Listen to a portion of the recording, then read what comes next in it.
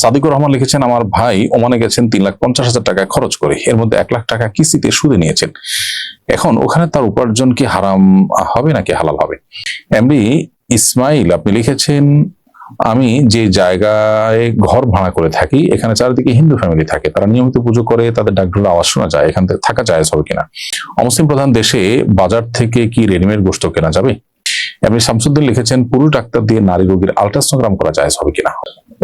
অনেক হিন্দু ব্যক্তির নাম তাদের দেবদেবীর নামে কিংবা তাদের ধর্মীয় বিশ্বাসের সঙ্গে সম্পৃক্ত করে রাখা হয়, তাদেরকে সেসব নামে ডাকলে কি কোনো সমস্যা হবে? এরপরে প্রশ্ন হলো, আমার বাবা 2 বছর অসুস্থ থেকে মারা গেছেন, এ সময় তিনি 2 বছর রোজা রাখতে পারেননি, এ রোজার হুকুম কি? মেঘের রাজ্য আপনি লিখেছেন, আমি আমার আম্মুর চাচাতো ভাইকে বিয়ে করতে চাই, সেও আমাকে বিয়ে করতে চায়, আমি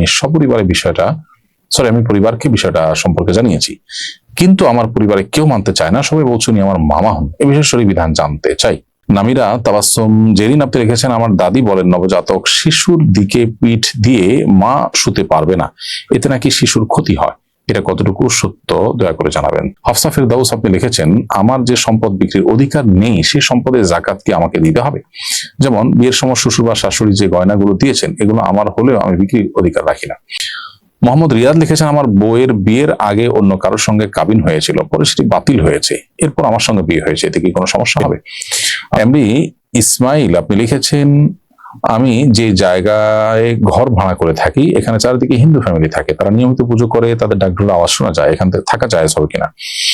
এখানে থাকা মৌলিকভাবে জায়েজ হবে, তবে মুসলমানদের মধ্যে থাকা আপনার ইমান আমলের জন্য সহায়ক, কারণ তাদের যে পুজো এবং পুজোর যে আওয়াজ এটা আপনার কানে, আপনার মগজে, মস্তিষ্কে যখন ঢুকে স্পিরিচুয়ালি আপনি তার দ্বারা প্রভাবিত হন, আপনার স্পিরিচুয়াল পাওয়ার কমতে থাকে, আধ্যাত্মিক পাওয়ার কমতে থাকে, সেই জায়গা থেকে আপনি মুসলিমদের মধ্যে থাকার চেষ্টা করবেন।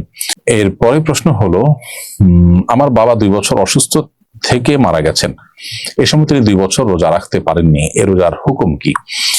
উত্তর হলো যে তিনি যে রোজাগুলো রাখতে পারেননি অসুস্থতার কারণে সেগুলোর জন্য আপনি ফিদিয়া দিবেন, প্রত্যেক রোজার জন্য একটা করে আপনার ফিতরা রমজান রোজা শেষে যেটা আমরা দিয়ে থাকি সেটা আপনি দিবেন। 2 বছর রোজা না রাখার কারণে 30 মোট 60টি ফিতরা আপনি আদায় করবেন, গরিব দুঃখীদেরকে দিয়ে দিবেন। অনেক হিন্দু ব্যক্তির নাম তাদের দেবদেবীর নামে কিংবা তাদের ধর্মীয় বিশ্বাসের সঙ্গে সম্পৃক্ত করে রাখা হয়, তাদেরকে সেসব নামে ডাকলে কি কোনো সমস্যা হবে?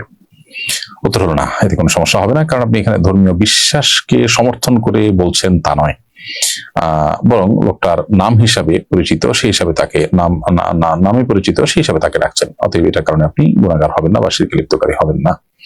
এমনি শামসুদ্দিন লিখেছেন, পুরুষ ডাক্তার দিয়ে নারী রোগীর আল্ট্রাসোনোগ্রাম করা জায়েজ হবে কিনা? উত্তর হলো, নারী ডাক্তার যদি পাওয়া যায় তাহলে নারী ডাক্তার দিয়েই করতে হবে, কোনো কারণে যদি নারী ডাক্তার পাওয়া না যায় এবং এক্ষেত্রে পুরুষ ডাক্তার সম্পন্ন হতেই হয় তাহলে সেক্ষেত্রে সেটি জায়েজ হবে। মেঘের রাজ্য আপনি লিখেছেন, আমি আমার আম্মুর চাচাতো ভাইকে বিয়ে করতে চাই, সেও আমাকে বিয়ে করতে চায়, আমি পরিবারকে বিষয়টা সম্পর্কে জানিয়েছি, কিন্তু আমার পরিবারে কেউ মানতে চায় না, সবাই বলছে উনি আমার মামা হন, এ বিষয়ে শরীয়ত বিধান জানতে চাই। প্রথম কথা হলো যে আপনার মায়ের চাচাতো ভাই তিনি আপনার মাহারাম নন, হয়তো সামাজিক সম্পর্ক অনুযায়ী মামা হন, কিন্তু তিনি প্রকৃত অর্থে আপনার আপন মামা যেহেতু না, তিনি আপনার মাহারাম নন, সেজন্য তার সাথে আপনার বিবাহ বৈধ। এক্ষেত্রে আপনার পরিবারকে আপনি বোঝাবার চেষ্টা করতে পারেন, একান্ত পরিবার যদি আপত্তি করে তাহলে আপনারও সেখানে বাড়াবাড়ি করা উচিত নয়, কারণ পরিবারের মতামত, বিশেষ করে মা বাবার মতামতটাকে বিয়ের ক্ষেত্রে গুরুত্বের সাথে বিবেচনা করা দরকার, এবং সন্তানের বিয়ে কোথায় হবে, কার সাথে হবে, এরপরে মা বাবার বলার বা তাদের মন্তব্য করার সে থাকার অধিকার তাদের রয়েছে, কারণ তাদেরও এখানে একটা সম্পর্ক তৈরি হবে, সেজন্য আপনি সেটাকে রেসপেক্ট করা দরকার। নবী করিম সাল্লাল্লাহু আলাইহি সাল্লামের মেয়ে ফাতেমা রাদিয়াল্লাহু তাআলা আনহা, নবী করিম সাল্লাল্লাহু আলাইহি সাল্লামের আপন চাচাতো ভাইয়ের সঙ্গে তার বিয়ে হয়েছে আলী রাদিয়াল্লাহু তাআলার সাথে, সেজন্য সেটা যদি জায়েজ হয়ে থাকে আপনারটা সেই আলোকে জায়েজ। এরপর রিয়াসাত মল্লিক আপনি লিখেছেন, আমি অসুস্থ হলে আমার আম্মু মানত করেছিলেন আমার পরিবর্তে তিনি জান দিবেন, এখন তিনি একটা গরু কিনে গরিব মিসকিনদেরকে মধ্যে মাংস বিতরণ করতে চান, এটা জায়েজ হবে কিনা? হ্যাঁ, এটা জায়েজ হবে, এটা করতে পারেন। নামিরা তাবাসসুম জেরিন আপনি লিখেছেন, আমার দাদি বলেন নবজাতক শিশুর দিকে পিঠ দিয়ে মা শুতে পারবে না, এতে নাকি শিশুর ক্ষতি হয়, এটা কতটুকু সত্য দয়া করে জানাবেন। তার মানে কি নবজাতক শিশু মা সবসময় তার দিকে ফিরে ঘুমাতে হবে, তার মানে তিনি কাত পরিবর্তন করতে পারবেন না? এটা কি কোনো যৌক্তিক কথা, বা এটা কি কোনো মা দ্বারা সম্ভব যে তিনি সবসময় এক কাতেই শোবেন, অন্য কাতে তিনি কখনো শোবেন না? একটি রাতও কি এভাবে অতিক্রম করা আসলে খুব সহজ কাজ? এটা নিছকই কুসংস্কার, এবং এ ধরনের কুসংস্কারাচ্ছন্ন কথাগুলো মায়েদের ক্ষেত্রে, নারীদের ক্ষেত্রে অনেক বেশি সমাজে এক শ্রেণীর মানুষ আবিষ্কার করেছে বা এটাকে সমাজে প্রচলন দিয়েছে। অতএব এগুলো আমাদের অবশ্যই বর্জন করা উচিত, এবং একজন মুসলিম কখনো কুসংস্কারে বিশ্বাসী হতে পারে না। কোরআন সুন্নাহ এরকম কোনো কথা আমাদেরকে বলেনি, এবং এটা বৈজ্ঞানিকভাবে প্রমাণিত নয় যে বাচ্চার জন্য ক্ষতিকর। তবে পিঠ দিয়ে শোয়ার ফলে অসতর্কতাবশত নবজাতকের গায়ে আঘাত লাগছে কিনা, সেটা তো মা হিসাবে মা দায়িত্বশীল, তার পরিচয় দিবেন এবং সেটা সতর্ক থাকবেন, সেটা তো বলার অপেক্ষা রাখে না। সাদিকুর রহমান লিখেছেন, আমার ভাই ওমানে গেছেন 3,50,000 টাকা খরচ করে, এর মধ্যে 1 লাখ টাকা কিস্তিতে সুদে নিয়েছেন। এখন ওখানে তার উপার্জন কি হারাম হবে নাকি হালাল হবে? তিনি যে সুদী লোন নিয়ে সেখানে গিয়েছেন, সেটি হারাম কাজ করেছেন, সেটা তার জন্য জায়েজ হয়নি, কারণ এটি তার জন্য জীবন বাঁচাবার জন্য, না হলে তিনি মরে যাবেন এরকম ইস্যু ছিল না, বরং এটি ছিল তার একটু ভালো থাকবার জন্য প্রয়োজন। তো সেটার জন্য তিনি আসলে সুদী লোন নিতে পারেন না, এটা হারাম, যার কারণে তিনি তওবা করতে হবে। কিন্তু এর মানে এই না যে সেখানে গিয়ে হালাল উপার্জন করে যে উপার্জন করবে সেগুলো হারাম হয়ে যাবে, ব্যাপারটা সেরকম কিন্তু নয়। মোহাম্মদ রিয়াদ লিখেছেন, আমার বউয়ের বিয়ের আগে অন্য কারোর সঙ্গে কাবিন হয়েছিল, পরে সেটি বাতিল হয়েছে, এরপর আমার সঙ্গে বিয়ে হয়েছে, এতে কি কোনো সমস্যা হবে? আপনার স্ত্রীর আগে যার সাথে কাবিন হয়েছে আপনি বলছেন, সেখানে শরঈ দৃষ্টিকোণ থেকে যে বিয়ে হয়, প্রস্তাব, সম্মতি, দুজন সাক্ষীর উপস্থিতিতে সেটি হয়েছে কিনা, যদি হয়ে থাকে তাহলে সেখান থেকে তালাক বা বিচ্ছেদ নিয়ন্ত্রণভাবে হওয়ার পর, ইদ্যত পার হওয়ার পর আপনি চাইলে তাকে বিয়ে করার সুযোগ থাকবে শরীর দৃষ্টিকোণ থেকে। যদি আপনি এভাবে বিয়ে করে থাকেন, আপনার বিয়েটা ঠিক আছে। আর যদি এর কোনটার ব্যত্যয় হয়, তাহলে আপনার বিয়ে বিশুদ্ধ হয়নি। অতএব কাবিন হয়েছিল বলতে আপনি কি বোঝাচ্ছেন? যদি বলেন যে শুধুমাত্র লিখিত পঠিত হয়েছে, মুখে কোনো উচ্চারণ বা প্রস্তাব সম্মতি কিছুই হয়নি, তাহলে সে বিয়ে বিশুদ্ধ হয়নি।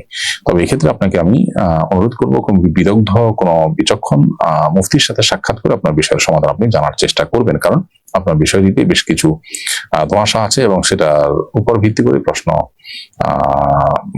উত্তর ঠিক হবে। হাফসা ফেরদাউস আপনি লিখেছেন, আমার যে সম্পদ বিক্রির অধিকার নেই, সেই সম্পদের জাকাত কি আমাকে দিতে হবে? যেমন বিয়ের সময় শ্বশুর বা শাশুড়ি যে গয়নাগুলো দিয়েছেন, এগুলো আমার হলেও আমি বিক্রির অধিকার রাখি না।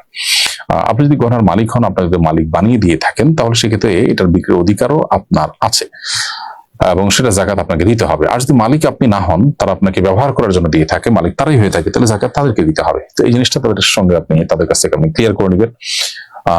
তারা আপনাকে মালিক বলার পর যদি তারা বিক্রি করতে বাধা দেন, তাহলে সেটা হবে তাদের পক্ষ থেকে অন্যায়। তবে অনেক সময় আমরা এই সমস্ত ইস্যুতে দেখা যায় ভুল সিদ্ধান্ত নিয়ে ফেলি, নিজের ক্ষতি নিজে করে ফেলি। এই জন্য মুরব্বীদের নিষেধাজ্ঞা বা তাদের গাইডলাইন থাকে, সেটাকে আমরা ফলো করা দরকার, সেটা ভিন্ন বিষয়। কিন্তু তারা যদি অন্যায়ভাবে আপনাকে আপনার এই ন্যায্য অধিকার থেকে বঞ্চিত করে, কেনাবেচা করতে গেলে আপনাকে ঝামেলা তৈরি করে, অহেতুক আপনাকে বোঝানোর বিপরীতে তারা যদি নিষেধাজ্ঞা আরোপ করতে না দেয়, তো সেটা অন্যায় হবে। এর কারণে আপনার জাকাত থেকে আপনি মুক্তি পাবেন না, বা জাকাত আপনাকে দিতে হবে। অমুসলিম প্রধান দেশে বাজার থেকে কি রেডিমেড গোশত কেনা যাবে? যদি সেটা হালাল সার্টিফিকেশন থাকে এবং সেখানে হারাম মেনটেন করা হয় সিরিয়াসলি, তাহলে সেটা আপনি হালাল সার্টিফিকেশন দেখে কিনতে পারবেন। অনেক জায়গা আছে যে দেশগুলোতে আসলে হালাল হারাম এরকম আপনার বাছবিচার সেই অর্থে বা সেইভাবে করা হয় না, তাহলে সেক্ষেত্রে আপনি সেখানে শুধুমাত্র হালাল সার্টিফিকেশন দেখি কিনবেন না, বরং আপনাকে আলাদা করে গুরুত্বের সাথে ক্রস চেক করার চেষ্টা করতে হবে।